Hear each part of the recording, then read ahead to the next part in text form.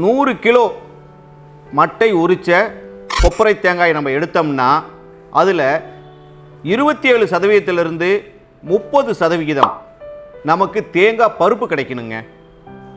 இதுதான் முக்கியம். என்ன காரணம் அப்படின்னாங்க, அந்த பருப்போட திக்னஸ் நம்ம சொல்லியிருக்கிறோம், தேங்காயினோட அளவு சொல்லியிருக்கிறோம்.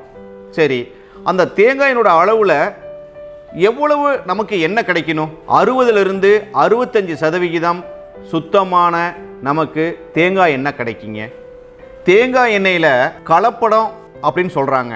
அதை எப்படி கண்டுபிடிக்கிறது, அதில் இருக்கிற சல்ஃபரை எப்படி கண்டுபிடிக்கிறது அப்படிங்கிறத ஒரு சின்ன விளக்கங்க. தேங்காய் எண்ணெய் வந்துங்க கலப்படம் இருக்குதான்னு பார்க்குறதுக்கு ஒரு பெரிய வேலை கிடையாதுங்க. அதில் ஒரு 50 ml தேங்காய் எண்ணெயை ஒரு பாட்டிலில் ஊற்றி, பாட்டிலையோ பிளாஸ்டிக் டப்பாவிலையோ ஊற்றி நம்ம ஃப்ரிட்ஜரில் வச்சோம்னா 15 நிமிஷத்தில் உறைஞ்சிருங்க. அதே நம்ம ஃப்ரிட்ஜில் ஆர்டினரியாக வச்சோம்னா ஒரு 30 நிமிஷத்தில் உங்களுக்கு அதோட தன்மை என்னான்னு தெரிஞ்சிடும். சுத்தமான எண்ணெயாக இருந்ததுன்னா அது வெண்ணெய் மாரி உறைஞ்சிருங்க. தேங்காயில் இருக்கிற சல்ஃபரையும் சரி, தேங்காய் எண்ணெயில் சல்ஃபர் பயன்படுத்தி இருக்கிறாங்களா அப்படிங்கிறத எப்படி ஈஸியாக கண்டுபிடிக்கலாங்க?